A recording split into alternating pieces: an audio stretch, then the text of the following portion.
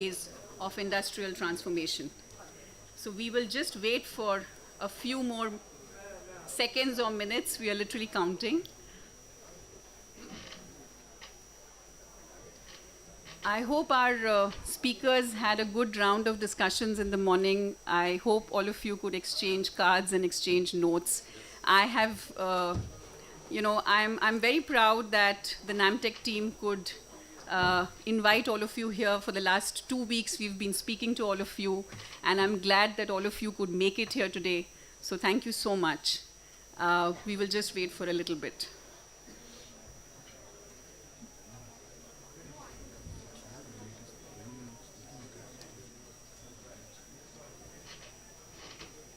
Story is being drafted by the kind of AI that's been used to make this video, but industrial AI, which when deployed at scale across factories, production systems, and industrial value chains, holds the power to reimagine manufacturing and propel India into an era of unprecedented growth. Our Honorable Prime Minister, Shri Narendra Modi, also envisions AI professionals as the core architects of India's future. Professionals who can work seamlessly across cloud platforms, edge devices, and high-performance computing environments to power intelligent factories and manufacturing ecosystems. However, as India works towards building this future and competes for a position of global leadership in smart manufacturing, the biggest challenge it faces is the limited availability of talent. To address this urgency, a National Manufacturing Engineering and Technology (MET) platform is being envisaged. This platform brings together industry, academia, and government in a shared governance and execution model to place manufacturing at the core of India's accelerated growth and decarbonization agenda. NAMTech, India's first MET institute, is the convener and catalyst of the MET platform. Thank you so much for coming in. Good morning, sir. Shri Amitesh ji, will you kindly take the dais as well? Please be seated, ladies and gentlemen. Thank you so much.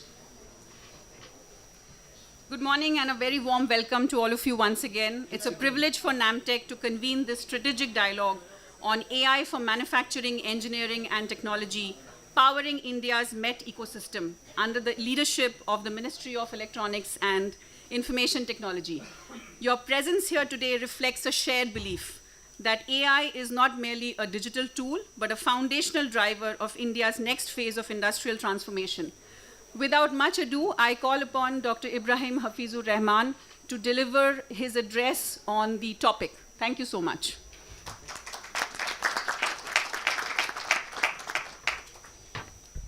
Honorable Minister,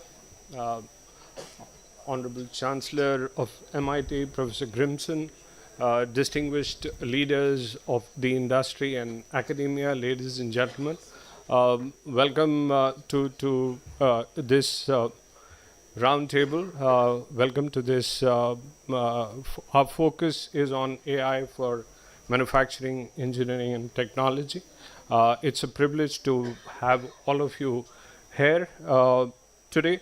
What I'm going to do is I'm going to take you through the concept white paper that we have initiated. We have initiated it under the aegis of the ministry, with support from the ministry, but also with active participation of the industry leaders. Some of you have already started to contribute to it, and the academia. The idea is to take the work that we had initiated last year in May, to take forward what the Honorable Prime Minister has envisaged for manufacturing to be contributing in a major way to the growth of the country, of contributing to more than 25% to GDP.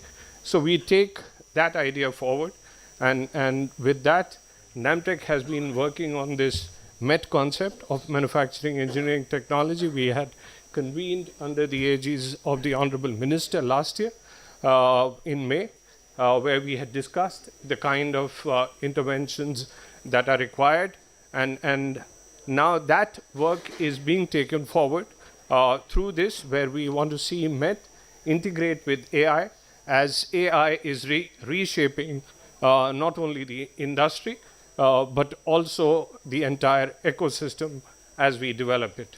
One of the key elements that's going to happen is that AI is going to contribute majorly to our GDP and to take the GDP forward. And in this process, manufacturing is going to be a central element.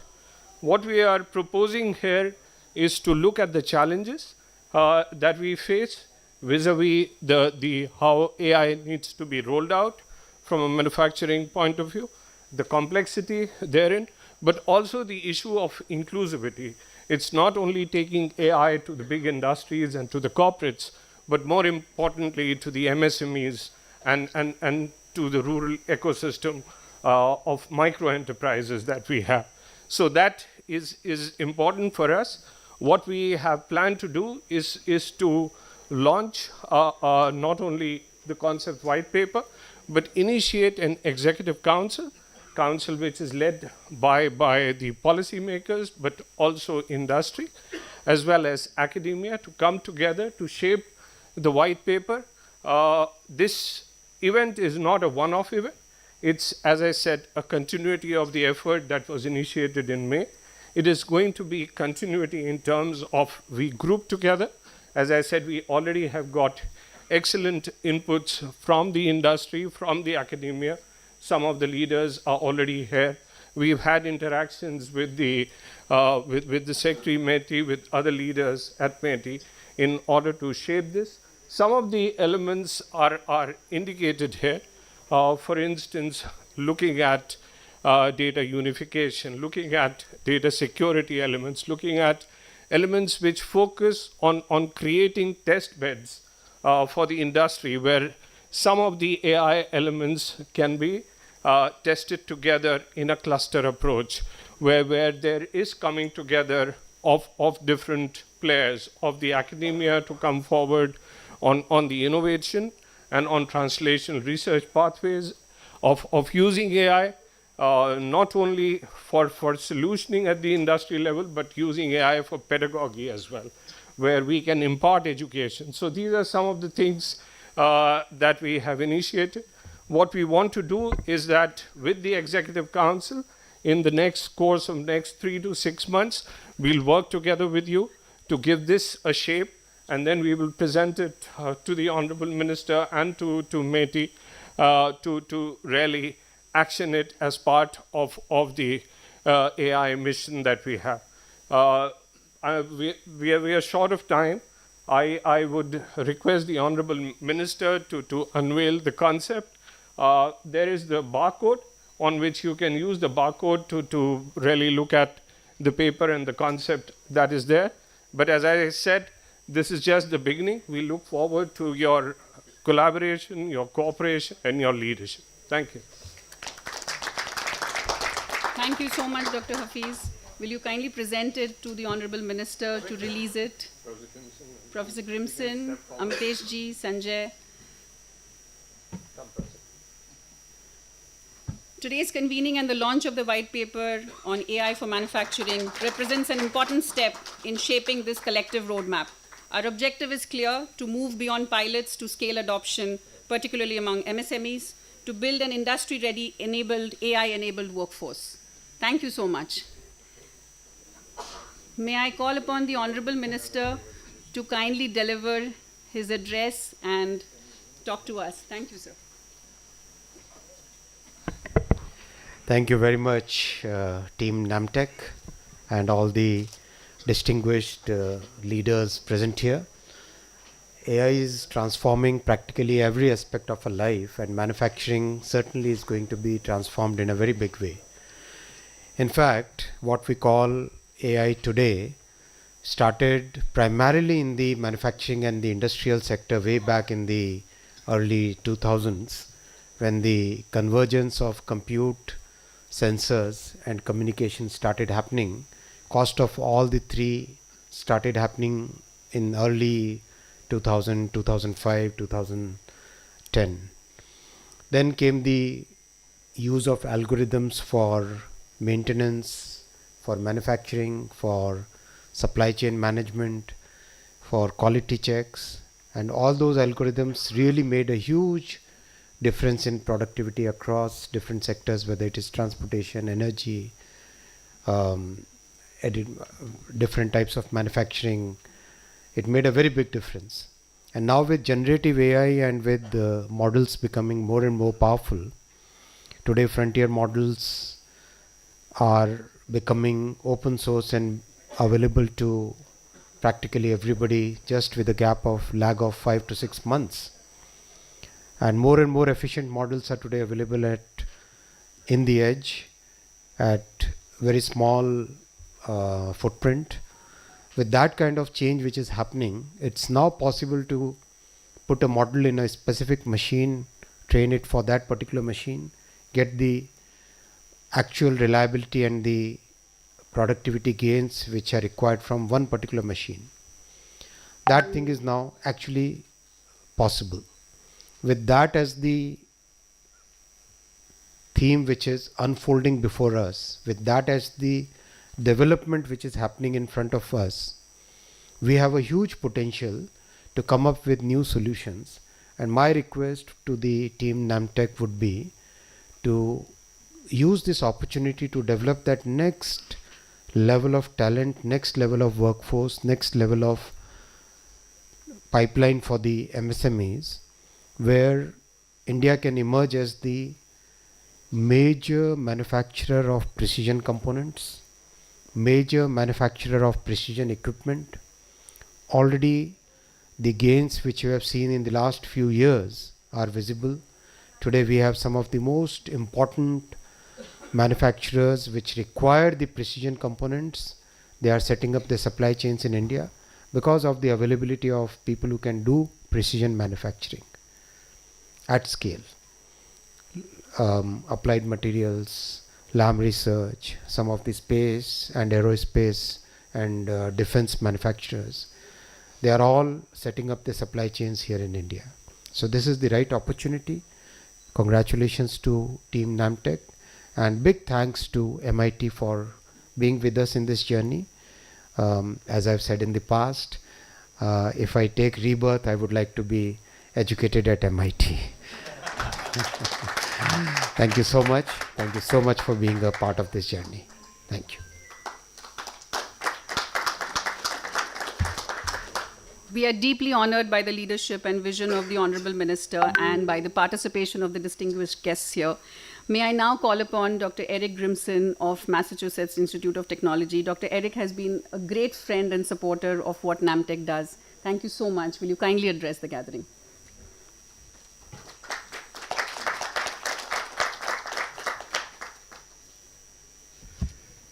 Thank you. And Minister, as I've said before, we would welcome you as a student at MIT.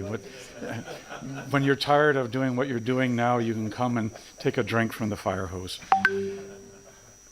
Thank you for joining us today. I want to just say a few remarks. You've heard some of these already. But India's journey towards Viksit Bharat 2047 will be shaped decisively by the strength, competitiveness, and sustainability of its manufacturing sector. And to support that transition, as you've heard, a National Manufacturing, Engineering and Technology, or MET platform, was conceived in order to position India's MET sector as a driver of economic growth, employment creation, technological self-reliance, and sustainable development. With the support from the ministry, the MET platform was launched in May of 2025 by its founding members, Namtech and MIT, through the MET roundtable that was chaired by the Honorable Minister at that time. And it's conceived as a co-owned, co-led national mechanism aligned with the objectives of Viksit Bharat, which I'm sure I'm mispronouncing, but bear with me. AI is emerging, as you know, as a core technology shaping the future of global manufacturing. Manufacturing is expected to be among the largest contributors to the projected US $15 trillion increase in global output by 2040.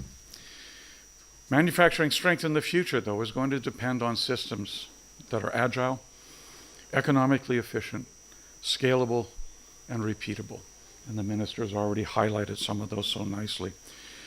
Systems need to adapt rapidly to changes in design, or process. They need to detect and react to equipment degradation before it brings a line down. They need to quickly adapt to supply chain demands as production demands change. They need to reduce impact on the environment. And AI methods can greatly help with all of those pieces. But many of the MSMEs lack the ability to easily integrate AI into their systems. Their workforces are not experienced in AI. It's hard to find talent to apply AI to manufacturing. Their supply chains are not designed to adapt quickly to new opportunities and needs. Acquiring sufficient data to train the systems can be challenging, especially when those data sets are an advantage to a particular company. And their systems are often slow to reconfigure for new products or changes in design. The next phase of India's AI journey will be defined by its ability to move from capability to application. Embedding AI across industry, enterprises, and MSMEs, investing in skills at scale, and ensuring that innovation remains inclusive. There'll be many pieces of this, but key elements will be things like workforce upskilling, whether that's online courses or curricular development with partners coupling online instruction with hands-on experiences, or case studies specific to the needs of Indian industries. Data governance standards to allow for easy sharing when appropriate of data sets. Creation of shared test beds to ensure that what is developed is going to apply across industries. Tools to track factory equipment performance, early detection of maintenance needs before a disaster happens. Embedding AI into design processes, as the minister already highlighted. Tracking supply chain needs as processes scale or adapt. And this requires, in my view, and I think many others, sustained collaboration across academia, industry, and government to build systems that can translate research and technology into real-world applications. To meet this need, the MIT, or the MET platform rather, in partnership with MIT, has instituted AI for MET as a focused national initiative. And as you heard, the creation of an AI for MET expert council will help guide this transition moving forward. It'll look at talent and workforce transformation, applied AI and industrial innovation, and scalable and inclusive AI adoption. AI has the potential to dramatically change what happens to industry. It also has the potential to do things that we don't really want to see happen. And part of what I hope that this council will do and this collaboration will do is set standards for the use of AI in ways that are productive for the country, for the industry, for academia, while building in the safeguards to ensure that they are not used in ways that damage or undercut that kind of capability. At MIT, we look forward to partnering with India, with industry, with academia, with the government, to help propel this AI in MET transformation to change the way manufacturing is done. I hope not just here in India, but we borrow a little bit to bring back to the United States as well. Thank you.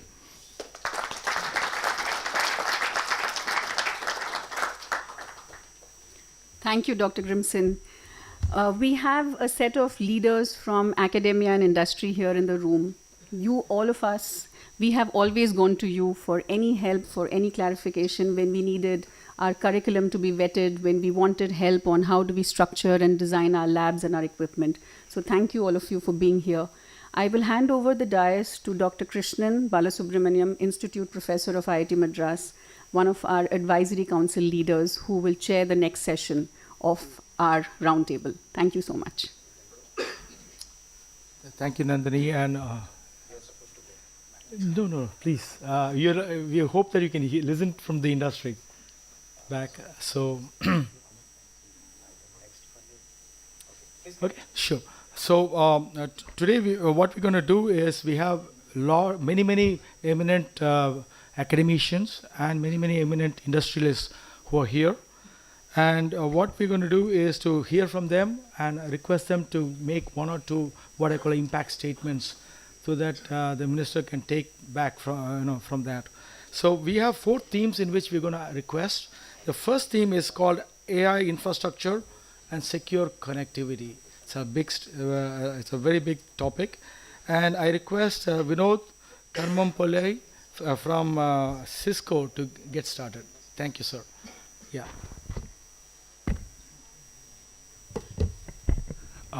Good morning, everybody. What the esteemed professor did not tell us was he wanted to say this line ever since Chak De India came about and Shah Rukh Khan made that 70-minute speech. The speech here was 70 second hai tumhare liye. So this is my 70 second on my AI journey. Thank you.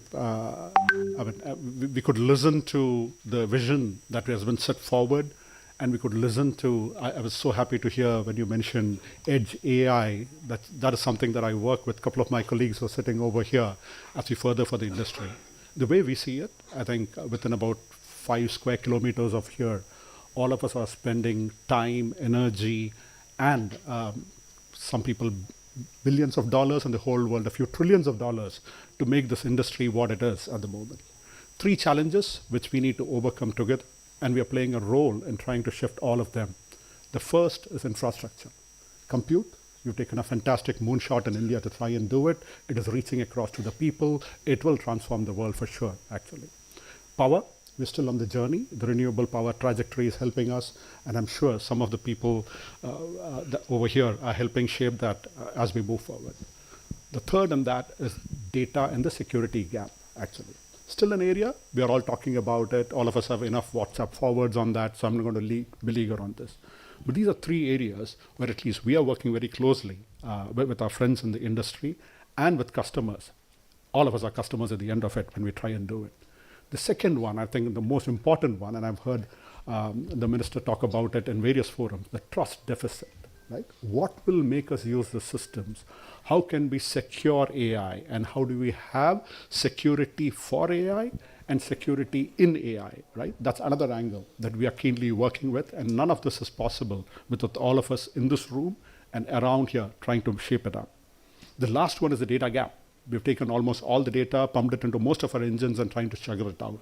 But that is not going to make sense till we create those wonderfully little models which are economical and available, specifically in case of what we're talking over here, through all the MSMEs that our country will operate on as we move forward.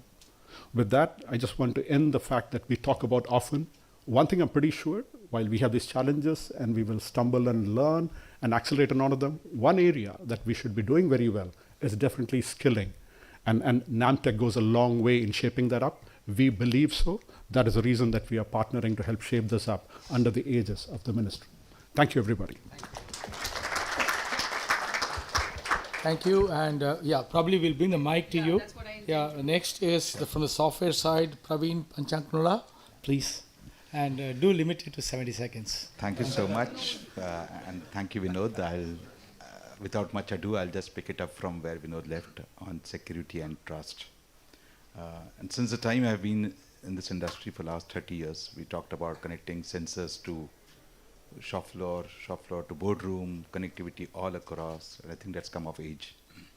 But everything which is connected is vulnerable. It's like human emotions. If you're connected, you're vulnerable, and it needs to get secure. But security shouldn't slow us down like a car which has got all airbags, gives us the confidence to move forward. If you're able to infuse the right security in our systems, that is something that helps us to move forward. Whether it is on-premise, whether it is on cloud, whether it is on the edge, whether it could be moving asset like a connected car, everything needs to be secure by design. And we speak about zero trust security, which means you don't trust anything, you first secure it and then verify it. It's like a human entry into a company. You have an access card and a badge. You always have to authenticate, verify, encrypt across all elements of the ecosystem. And that's very, very critical. The good news, however, is that today's systems are completely defined to keep this in order. You have models which can work on the cloud, but the application can be on-premise, like a visual inspection system is in the plant, but the model is running on the cloud.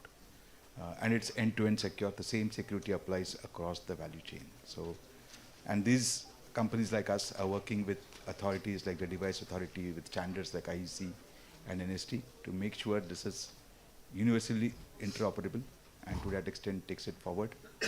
And there's a living case here. One of our largest customers, L&T, for example, has connected 11,000 devices across 500 different sites in a secure way. So the only way micro SMEs can go forward with this is have software as a service, have AI infused, and I think, as I said earlier, if you're able to design it in the right way, it will help us to move faster and not slow us down. Thank you. Thank you so much. Yeah, so we move to the next theme, which is, We'll just do this one first. Yes. So sorry. Can you move to the third theme? okay, we'll go to the third theme, and that theme is called Intelligent Automation and Competitiveness. And request Bobby Mitra from Tata Electronics. Hi, good morning, and Honorable Minister, very encouraged by everything you have done for the country. At Tata Electronics, our focus is AI-first manufacturing in semiconductor fab, OSAT, as well as electronics manufacturing. Now, what I mean by AI-first manufacturing is there are 3 layers of intelligence, and each of these are pretty intelligent compared to what the factories that we always think. At the lowermost layer, it is visibility. See, if you visualize a factory, just everything being visible, every equipment, there are thousands of equipment. Minister talked about all the equipment. Every equipment has thousands of sensors. He also talked about it so eloquently. Every signal of every equipment, every material being visible. That's a very huge deal. So that is what we call visibility. Intelligence of AI through visibility, observability. We do not want to stop there. We want to go one level. After you see what is going on at the factory through AI, you want to get insights, right? From what is happening, how it is, why is it happening, to what's the reason why it is happening. That's the insight. And that is the root cause analysis. There's so much of data, there's so much of machine sensors, but why is the yield low? Why is the throughput low? That is the intelligence of the next level. Not just the what is happening, but why is it happening? That's the next level of intelligence. So that is going from visibility to insights. We are not stopping there. We are going to the holy grail of intelligence, and that is foresight. What will happen? What will happen? So that's where prediction, that's where synthetic AI is very important. I mean, you are looking at defects. You cannot conceive of all possible bad material. You have to synthesize AI. So that is synthetic AI. AI opens up this whole plethora of opportunities from visibility, which is observability, to insights, to foresights. Thank you. Thank you so much. And Mr. Srinivasan Iyengar from Intel, please. Thank you. First of all, Minister, thank you very much. Meti and Namtech, hearty congratulations to you guys for a fabulous journey that you guys have taken on. At Intel, we know a little bit about manufacturing because we are in that space of advanced packaging and advanced technology. And what I can say is, just like my colleague here, Bobby Mitra, said, the amount of sensors, the amount of data, and the amount of different pressure, temperature, and different physical conditions that the equipments get exposed to create a lot of variations in the process. And obviously, silicon is at a very high premium today. So your whole idea is to kind of make sure that your losses on silicon and the yield is almost optimal, and your losses are not that much seen. So we've been doing this a lot. To name one example, we have come up with this concept called a cobot. You know about a robo or a robot, which basically helps you. Most of the defect is handled by a robot today, or inspection is done by a robot. A collaborative robot which has learned over time, which a ton of data, and the data is premium here because we've been doing processing for a long time. So the collaborative robot is what we call a cobot, and cobot's very active today. And without a cobot today at Intel fabs, we won't get to the yield numbers that we are seeing today. So it's very, very important we kind of continue to do that. In general, to me, intelligence of artificial intelligence and manufacturing are sort of, if I could use the phrase, digital twins. One can't exist without the other, and they've learned to coexist very well. It is not if I need AI or not. It is a must happen. If you want to get into manufacturing, AI is a must happen, and I'm sure India will do and leapfrog the rest of the world very soon. And hearty congratulations again. Thank you so much. We know more to Mr. Chandramouli Shuran. I just wanted to, I'm so sorry, Mr. Moli. I think the Honorable Minister, you're okay. Thank you so much. Thank you so much. Thank you. Thank you. Good morning. As a fellow Wharton alum, I hope that in the next life as well, we get to go to Wharton together. So I'm a little bit of an outsider. I come from PayPal, a fintech. And so I want to bring a different lens to it. If you think about PayPal, we process north of 25 billion transactions every year. Every decision is an AI decision. And I feel like it has a very impactful relevance to the conversation that we are having. You know, both the minister and Dr. Eric spoke about, degradation in the production pipeline. So a great example is that if I look at a transaction, I have to think about both a false positive and a false negative. I cannot allow a bad transaction to go through at the same time. If I prevent a good transaction, then I'm impacting a customer. Same thing on the production line as well. And that's why AI in the manufacturing is so important, and there is so much of learning, that we can all share from each of the industries, right? And so, if you think about MSMEs, they contribute like 30% of the GDP. Now, they don't have access to AI that large organizations have. But this is where Gen AI comes in. If you think about classical AI, which has existed probably since 1960s, the thought process is that I use prediction to figure out the bad and the good, right? So if you're thinking about a line, I can say, hey, this is a defect that's happening through cameras and all of this stuff, and then I can remove it from the line. Now, think about it from an MSME perspective. What we need to do is that classical AI helps you find the good and the bad. Where Gen AI comes in is that it says, hey, you know what, there is a bad that is going to happen. Now I'm going to look at all of the documents that I have, the maintenance history, all of the manuals, the vendor manuals, the spare parts, the catalog, and the warehouse, and then say, hey, to the shop floor person, I basically, on their phone, in their own vernacular, I can basically bring it to them and say, hey, this is going to happen. This is the sequence that you need to follow to fix it. That is the power of Gen AI. That is the world we live in. And as collectively, this is what we need to do to solve for MSMEs. This is what we need to get in their hand, right? We don't need them to be data scientists. We basically solve it for them. That is the power of the world that we live in. Thank you. Thank you. Thank you so much. We look forward to our first academician, Professor Rahul Banerjee. Please. Very good morning. This is the time for the new generation of living labs. Living lab as a concept was originally conceived by one of my teachers, Professor Sandy Pentland, and two of his associates in 90s. And over the years, its definition has changed. Now, European network of living labs considers a far more wide definition of involving open co-working spaces, involving multiple stakeholders, not necessarily in a controlled environment like the ones initially Professor Pentland and his team conceived. However, this is the time when we can look somewhere between the two. Consider thousands of, or sometimes even millions of sensors connected in different industrial environments, generating huge amount of data per unit time. And this impacting everything, right from something on the shop floor to certain things which would probably go into the production management, defect identification, prediction for the next supply chain kind of requirement to be taken care of, and so on and so forth. So if we need to do all of this, we have this industrial IoT already in place in many places. We also have a digital replica of industrial environment leading to what we call digital twins. We have mediated reality, AR, VR, MR, all of them together. Depending upon the need we have, all that we need is bringing people working in different sub-aspects or sub-areas together to solve a set of problems which independently, alone, in their respective work setting, they will not be able to do. So this is the age of new generation of living labs. Thank you so much. Thank you. Thank you so much. So we go back to theme number 2, which is going to be on green manufacturing and energy optimization. And I request Venu from Hitachi.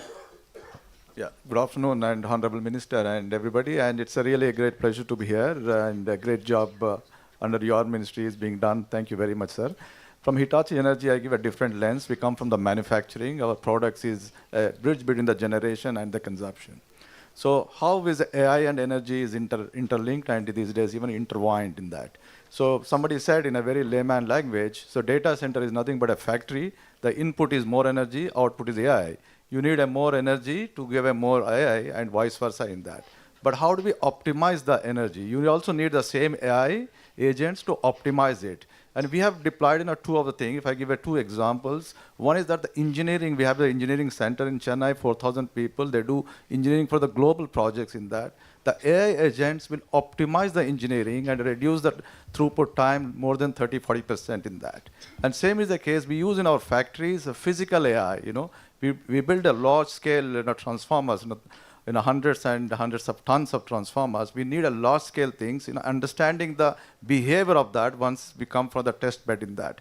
I think the work Namtech is doing under the MET4 program is extremely important for scaling up the manufacturing industries in that.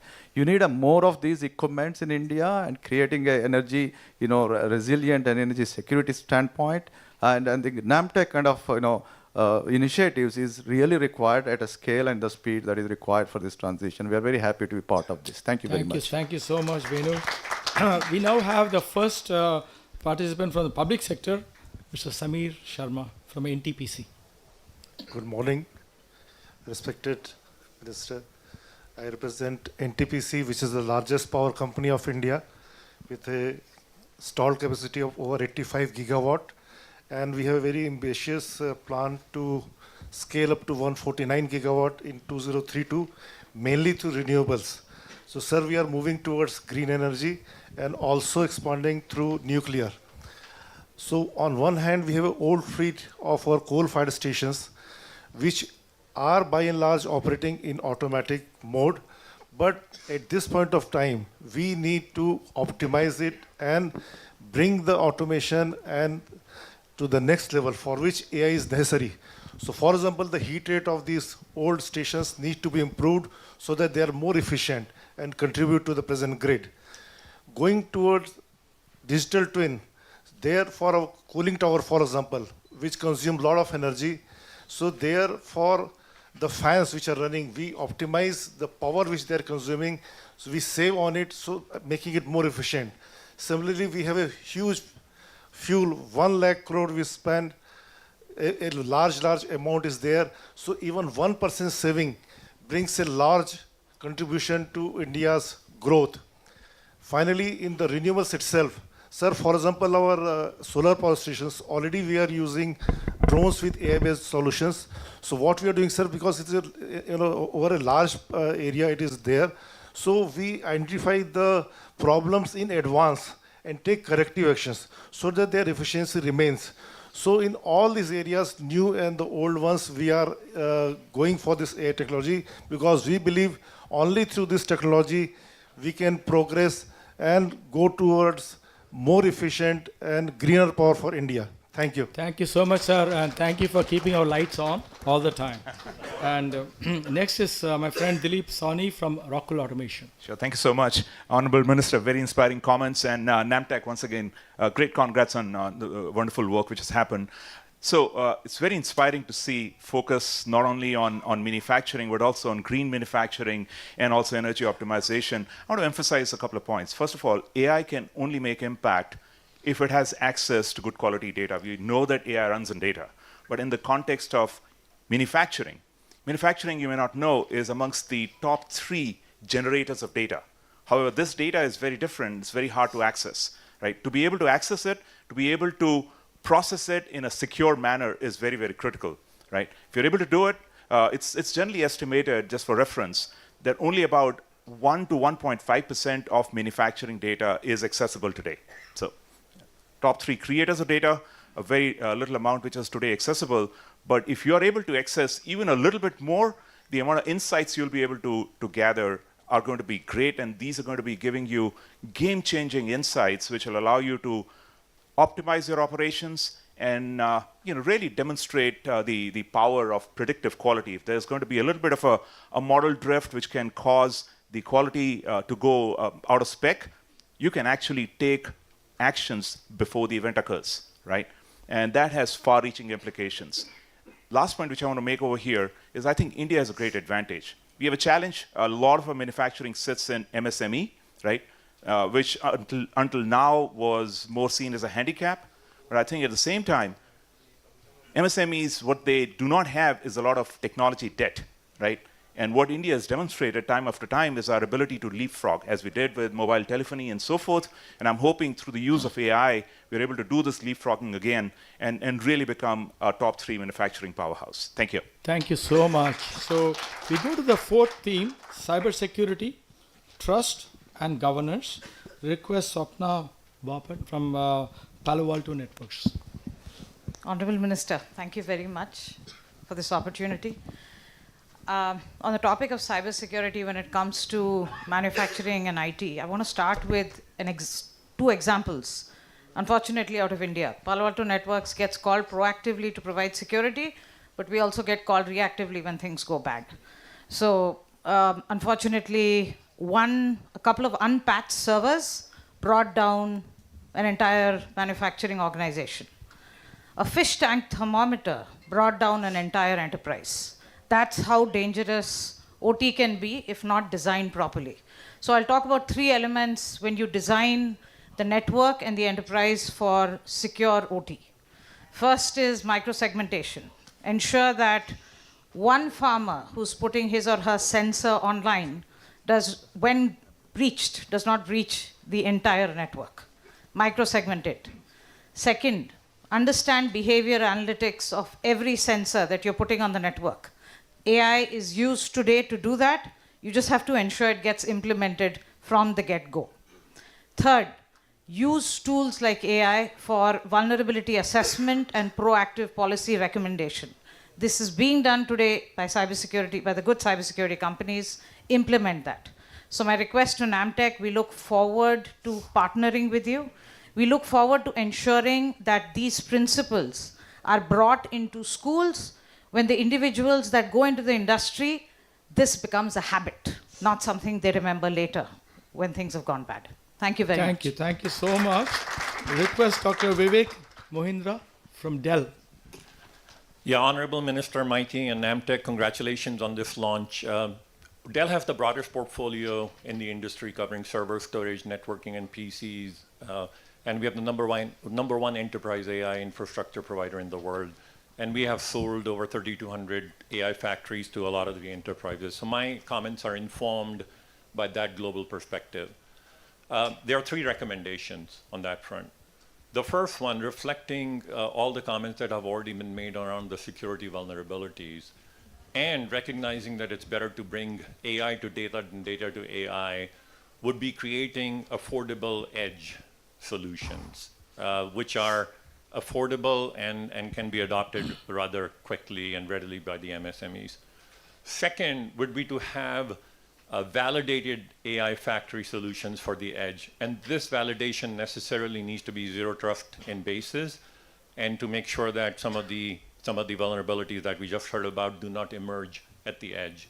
And the third, recognizing that humans still remain the biggest vulnerability, and no matter how you implement it, governance plays a big role, which then directly ties into skilling necessary for MSMEs, so they're aware of all the vulnerabilities they may be creating along the way. We as Dell are hugely excited about the opportunity, and we look forward to partnering with you on that. Thank you. Thank you so much. Request Ritvik Rath from Good morning, HPCL. Honorable Minister. Yeah. Thank you, and the leaders from industry and academia. NAMTech, thank you for this opportunity and talking from a consumer's perspective. A speaker before me talked about the amount of data that we generate in the manufacturing setup, and I think 6-7 years back, we thought that we need to move to Industry 4.0, bring the data to the fore, so that we get value out of that. But you are doomed if you don't do. If you do also, you have challenges on hand. So for that, sir, since you are here, I thought this is a big opportunity for putting across a lot of expectations. First thing is we need to have openness in the access of the OT systems, because that is where we see value integrating the OT with the IT systems, so that the supply chain is more robust, it's more agile, and we get better margins for every dollar we spend. Today, that's a major challenge. The second thing is we have a large set of LLMs which are there, We have different solution providers who are bringing it to us. A major part of this remains unverified. So there is no way we can guarantee that the sets of intelligence that we are using on our data is being rightfully used. So there has to be standards that have to be governance around it, which should ensure that the models that we use are sanitized and they're safe to use. And the third thing, sir, I also go to a lot of academies for picking of students for hiring. It's a big gap between expert students and good workers. So, and when I was speaking to Ms. Dasgupta 2-3 days back before this, I'm happy to note that NAMTech is doing that to help us bridge that, because otherwise it's a big gestation cycle that we have to take them through to make them operational for us. So kudos to you and the ministry for doing all this. Thank you so much. Thank you so much. As usual, the academicians always have the last words. So Professor Rajiv Ahuja from IIT Roper, please. So thank you. And first of all, I would like to thank the minister. And he also comes from IIT, so I can speak more than like the other people. So coming from a young generation IIT Roper, and as you last speaker clearly mentioned about the gap, actually this gap is from industry side, not from academia side. Because I am living for last 32 years in Sweden, where industry come to academia, not academia go to industry. So we have to work together actually, and then we can make this AI force which can be employable in your companies, and which you always say that they are not readily employable. So I'm representing here IITs and other engineering colleges, and we are setting up the IoT labs to other private small engineering colleges, so they can be trained in terms of IoT or any application which is related to AI or in cyber physical system. So AI is going to play a key important role, and IITs are doing that one. And we are already having a MOU with NAMTech, and we are working together with NAMTech actually. And we want to bring that culture that industry should come to academia, and we should use the academic man force in industry. This will be a two-way process. This cannot be done just always saying that there's a gap, there's a gap, there's a gap. So we have to work together, and AI is going to be very important, and the IITs are going to play a key and important role to make India as a AI in the world leader country. AI is going to play important role, and IITs are going to play important role also. With that, I stop. Thank you. Thank you so much. Today morning when I got up, I said I have a mission impossible. Thank you to all the speakers to make it possible. Efficient excellence. Absolutely, absolutely. Thank you. We are right on the dot. I just want to leave one last message from my side. Every technology needs what I call 3 A's. One is awareness. Second is availability. Third, most importantly, affordability. I think that's exactly what we need to try to achieve here. With that, I thank the minister, I thank NAMTech, and thank Sanjay and Eric here for being here. And thank you so much. And I will let Nandini take over from here. Thank you, Professor Krishnan. You are always our savior in many ways, so thank you so much. I will request Shri Amitesh Sinha to kindly deliver the vote of thanks. Thank you, Amitesh ji, for being our supporter right from day one on this event. Thank you. On behalf of Ministry and NAMTech, I extend sincere thanks to all of you for coming here. We have heard about what kind of skilling we are going to provide through NAMTech, and that is very, very important. And we need your cooperation, your insight, your suggestions in developing the curriculum. Thank you for all. And last but not the least, to Honorable Minister who has spared his time for this event. So we are all thankful to him. Thank you, sir. Thank you. Thank you, everybody. As we conclude, we reflect on this dialogue and we will send out our notes to everybody. May I request all the speakers to come on the front and we can take a quick photograph with everybody. May I request all the speakers, Praveen? Yeah. Can I have a quick picture with the speakers, please, and the Honorable Minister? Can we do that very quickly? My NAMTech team, if you can usher everybody.